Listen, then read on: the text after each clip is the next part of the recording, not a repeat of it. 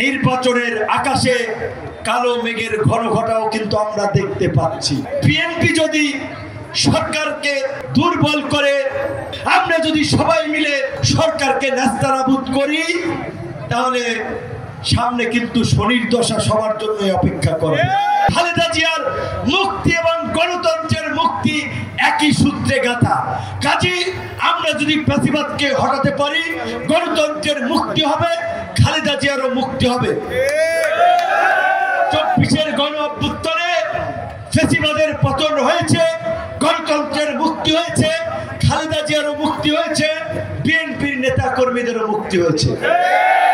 আমরা যেই কথা বলি 6 মাস 1 বছর পরে হইলেও তা বাস্তবে ফলে। আজকে একটা কথা বলতে চাই, একদিকে আমরা আগামী ফেব্রুয়ারিতে নির্বাচনের জন্য রাজনৈতিক দলগুলো মাঠে নির্বাচনী গণসংযোগে নেমে পড়েছি। নির্বাচন হবে, আমরা আশাবাদী। মানুষ ভোট দিয়ে জনপ্রতিনিধি নির্বাচন করবে, মানুষের মধ্যে একটা আগ্রহ উচ্ছ্বাস রয়েছে। আরেক দিকে আবার নির্বাচনের আকাশে কালো মেঘের ঘন ঘটাও কিন্তু আমরা দেখতে পাচ্ছি। কাজেই আজকে গণ অভ্যুত্থানের শক্তি সমূহ, বিএনপি যদি সরকারকে